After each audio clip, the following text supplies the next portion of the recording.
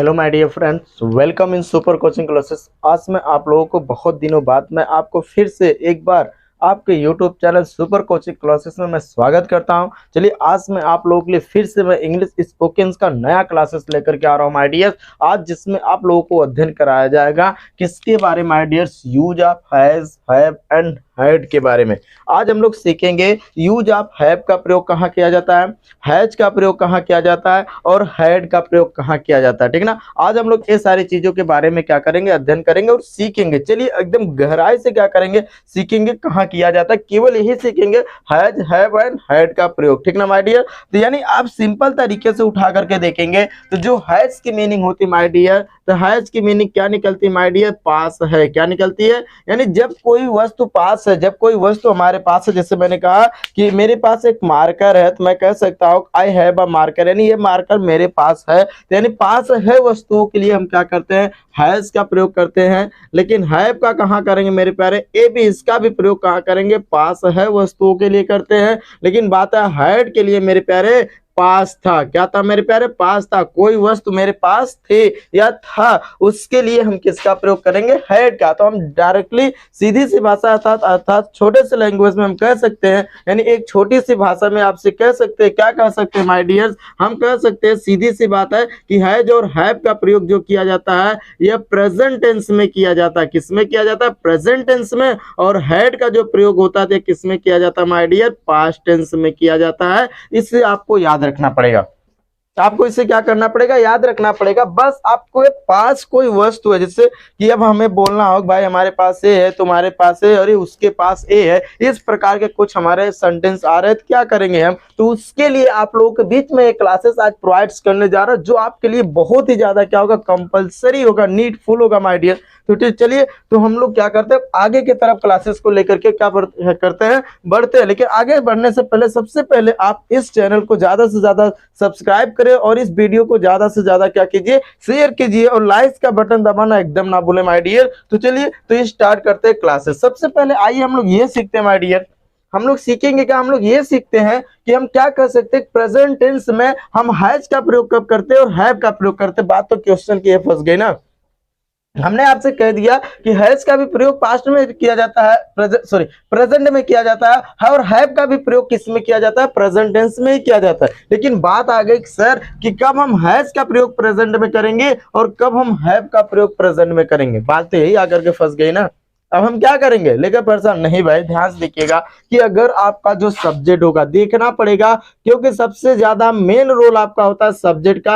अगर हम देखेंगे कि हमारा जो सब्जेक्ट है अगर वह क्या है माय डियर, सिंगुलर है। क्या है, सिंगुलर। सिंगुलर का मतलब एक वचन, यानी सिंगुलर कौन कौन मेरे प्यारे, आपका ही हो सकता है, सी हो सकता है, इट हो सकता है, ठीक है ना, और कोई भी क्या हो सकता है, नाउन। तो इसके साथ अगर आ रहा तो इसके साथ हम क्या यूज करेंगे, हैज का यूज करेंगे। किसका यूज करेंगे भाई, हैज का यूज करेंगे। लेकिन अगर आपका सब्जेक्ट है क्या आ जाएगा मेरे प्यारे, प्लूरल आ जाएगा। तो इसके चाहे प्लूरल में कौन कौन सा हमारा आ जाएगा, दे आ जाएगा, वी आ जाएगा, यू आ जाएगा, आपका आई आ जाता है। तो इसके साथ हम किसका यूज करेंगे माय डियर्स, हैव का यूज करेंगे। किसके साथ, हैव का। यानी दो या दो से अधिक नाउन भी आ रहे हैं तब भी उसके साथ किसका यूज करेंगे, हम हैव का ही यूज करेंगे। ठीक ना, तो चलिए, तो ये चीजें। लेकिन बात आगे हैड का प्रयोग कब करेंगे, तो हमारा चाहे सब्जेक्ट, जो हमारा सब्जेक्ट है, चाहे वह क्या होगा, सिंगुलर होगा, चाहे वह क्या होगा, प्लूरल होगा, दोनों के साथ हम क्या कर सकते हैं,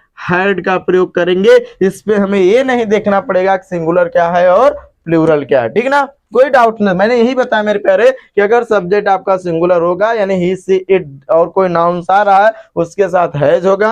अगर हमारा प्लूरल आ रहा है सब्जेक्ट तो उसके साथ हैव का प्रयोग किया जाएगा। ठीक ना, क्या किया जाएगा, हैव का प्रयोग किया जाएगा। लेकिन बात आगे हैड का सर हम कहाँ करेंगे, तो मैंने बताया अभी हैड का प्रयोग हम पास्ट टेंस में करते हैं। कहाँ करते हैं, पास्ट टेंस में करते हैं। और यह ना देखेगा सिंगुलर है और ना देखेगा प्लूरल है, कहेगा कि मैं दोनों के साथ क्या होऊंगा, प्रयोग में आऊंगा, मुझे किसी से कोई फर्क नहीं पड़ता। लेकिन यहाँ पर हाई देखिए, हैज और कहते कहाँ है, ये दोनों ये कहते नहीं भैया हम अपने सब्जेक्ट के साथ ही आएंगे। अगर हम सिंगुलर है तो हम सिंगुलर सब्जेक्ट के ही साथ आएंगे।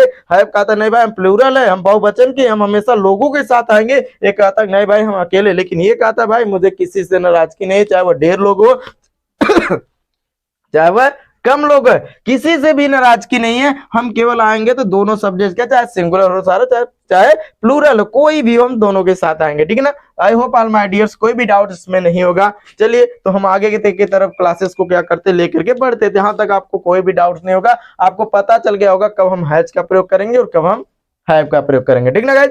तो चलिए तो आगे के तरफ लेकर के चलते हैं। अब इस पे हमें क्या होता है माय डियर, कुछ पॉइंट और भी आ जाएगा, यानी अगर हमारा नेगेटिव सेंटेंस इसमें आ जाएगा, क्या आ जाएगा, ये तो अफर्मेटिव के लिए था, अगर नेगेटिव सेंटेंस में हमारा है तो अफर्मेटिव कुछ भी होगा, नेगेटिव सेंटेंस में केवल क्या करेंगे, हैज और हैव और हैड के बाद, हैव और हैड के बाद केवल क्या यूज कर दीजिएगा, नॉट यूज कर दीजिएगा, बाकी जो सेम लग रहा है वही सब रहेगा। और एक चीज ये है कि इंट्रोगेटिव का आपको पूछ लिया जाता है सर इंट्रोगेटिव में कब इसका प्रयोग होता है, आप याद रखिएगा सब्जेक्ट से पहले, किसके मेरे प्यारे, सब्जेक्ट से पहले इसका यूज होता है। हम कह सकते हैं हैज और हैव का प्रयोग कहां होता है, सब्जेक्ट से पहले यूज किया जाता है। बस इतनी पॉइंट आपको क्या करना है, याद रखना है। और आइए अब इस साइड हम लोग क्या कर लेते हैं, इसमें आपको कोई भी बहुत अच्छे से समझ में आएगा, कोई भी डाउट नहीं होगा भैया, ठीक ना। अब आइए चलते हैं हम लोग इसका स्ट्रक्चर बना लेते हैं और इस स्ट्रक्चर से कुछ सेंटेंस को सीख लेते हैं और उस पर प्रैक्टिस कर लेते हैं। और जब प्रैक्टिस करेंगे सीधी सी बात है, जितना बोलेंगे उतना आपकी इंग्लिश क्या होगी, इंप्रूवमेंट होगी। और नहीं बोलेंगे तो भैया आपकी इंग्लिश इंप्रूवमेंट नहीं हो सकती, चाहे कितना भी कोशिश कर लो, कॉपी किताब नोट करके रख लेने से कोई फायदा होने वाला नहीं है। इंग्लिश बोलना सीखना है, आपको क्या करना पड़ेगा, प्रैक्टिस करना पड़ेगा, अर्थात बोलना पड़ेगा, बस यही चीजें है, ठीक है ना। ऐसा चीजें आपको सब कुछ सिखा दिया जाएगा, यानी कोई भी डाउट नहीं, एग्जाम में क्वेश्चन पूछा तब भी आपसे कोई टीचर्स पूछ ले तब भी आप आसानी से बता दीजिएगा सर यहाँ यह चीजें क्या होगा, यूज होगा, ठीक ना। तो आइए तो हम लोग क्या चलते हैं आगे की तरफ चलते हैं, स्ट्रक्चर। जब इसका स्ट्रक्चर्स बनाएंगे सबसे पहले सब्जेक्ट लिख दीजिएगा माय डियर्स, उसके तुरंत बाद आप सब्जेक्ट के अनुसार एंड सेंटेंस के अनुसार हैज और have and has have and had का प्रयोग कर दीजिएगा। इसके बाद आप यूज कर दीजिएगा मेरे प्यारे ए और एंड, और इसके बाद आप कोई भी नाउन एंड एडजेक्टिव क्या कर सकते हैं, यूज कर सकते हैं भाई। बाकी बचा अदर वर्ड्स, वो भी यूज हो जाएगा। और लो आपका पूरा का पूरा स्ट्रक्चर क्या हुआ, क्लियर हो गया। और मैंने बता दिया ना नेगेटिव क्या होगा, केवल हैज हैव एंड हैड के बाद नॉट लगा दीजिएगा। इंट्रोगेटिव क्या होगा, यही जो होगा सब्जेक्ट से पहले चला आएगा, बस बात यही है। कैसे है अभी मैं आपको बता दे रहा हूं। चलिए तो हम लोग कुछ एग्जाम्पल देखते हैं, क्या हम लोग कुछ क्या करते हैं माय डियर, एग्जाम्पल देखते हैं। जैसे मैंने कहा मेरे पास एक कलम है, मेरे पास एक कलम है, मैंने कहा मेरे पास एक कलम है, क्या है माय डियर्स, मेरे पास एक कलम है। अब मैंने बोल दिया, अब आपको पता है मेरे पास एक कलम है, क्या हो जाएगा my dears, I have a pen, क्या हो जाएगा, आई हैव अ पेन, मेरे पास एक कलम है, ठीक ना।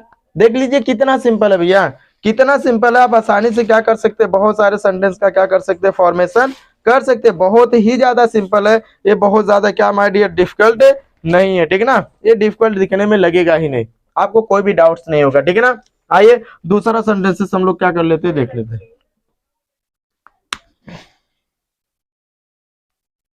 ठीक है ना भाई। तो आइए हम लोग क्या करते हैं, दूसरा सेंटेंसेस को क्या कर लेते हैं, सीख लेते हैं, ठीक है ना। तो मैंने कहा मेरे प्यारे एक सेंटेंसेस मैंने बोला आपसे कि मेरे पिताजी के पास एक शानदार मकान है, मेरे पिताजी के पास एक शानदार मकान है, एक शानदार मकान है। अब क्या हो जाएगा भाई, क्या हो जाएगा जल्दी बताइए ध्यान से।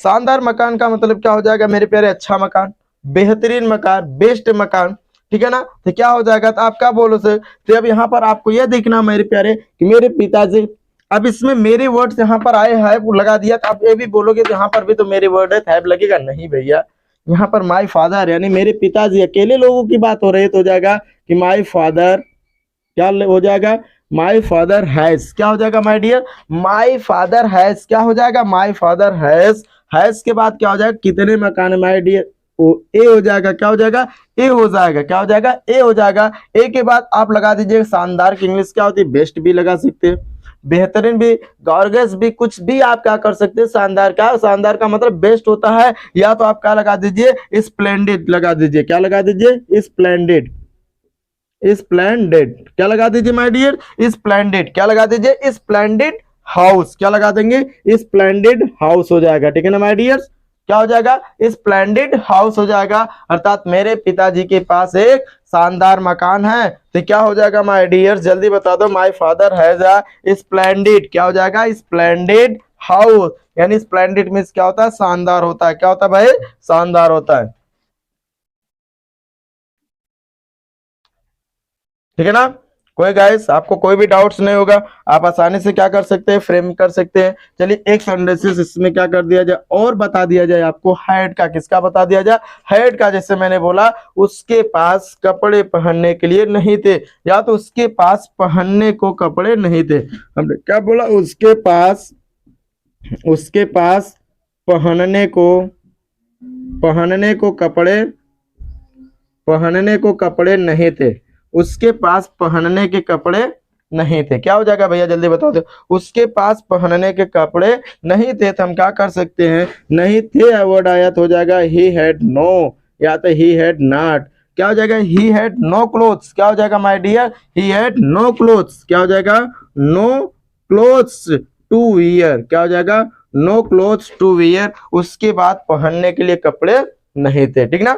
ऐसे ही आप क्या करेंगे, सेंटेंसेस बना सकते हैं, जैसे मैंने बोला लैंप में तेल नहीं था, एक सेंटेंसेस और लिख लो, 2 3 4 सेंटेंसेस, लैंप में तेल नहीं था, लैंप में तेल नहीं था, अब क्या बोलोगे माय डियर्स, लैंप में तेल नहीं था, हमने कहा क्या, कभी आपको मैंने बताया हैड कभी भी ये नहीं देखता भाई सब्जेक्ट सिंगुलर है प्लूरल है, या किसी के साथ यानी किसी में भी नहीं देखेगा सब्जेक्ट सिंगुलर है प्लूरल है, दोनों के साथ जुड़ जाएगा, कहेगा नहीं भाई हमें दोनों के साथ मिल बांट करके क्या करना, रहना है, तो यही पर ये नहीं देखना है आपको, इसमें सब्जेक्ट सिंगुलर आ रहा था हैड लगा के भैया हैव लगा दे, ठीक है, ऐसा कुछ भी नहीं है, ठीक है ना, केवल हैड है तो हैड ही यहाँ पर क्या लगेगा, तो हम क्या कर सकते हैं कि हम कह सकते हैं द लैंप, क्या कह सकते हैं, the lamp had no oil, the lamp had no oil, क्या हो जाएगा, the lamp had no oil, यानी लैंप में तेल नहीं था, लैंप पे तेल नहीं था मतलब उसके पास तेल नहीं था, यानी लैंप में तेल नहीं था तो उसके पास तेल नहीं था। इसी तरीके से आप बहुत सारे सेंटेंस को क्या कर सकते हैं, बना सकते हैं, जैसे मेरे पास एक बढ़िया कलम है, उसके पास एक अच्छी कलम थी, इसी प्रकार से हम बहुत सारे सेंटेंस को बनाएंगे, और बना करके जितनी भी चीज आपके पास है सारे पे सेंटेंस को फ्रेम कीजिए और प्रैक्टिस कीजिए, देखिए इंग्लिश कैसे इंप्रूव नहीं होती है, इंग्लिश की इतनी बस की बात नहीं भाई कि आपको न आए, ठीक है ना, केवल कोशिश करके देख लीजिए, ठीक ना my dears, please right your copy and इसके साथ बट प्रैक्टिस करना एकदम ना भूले, फिर से मिलेंगे अगले पार्ट में, ठीक ना।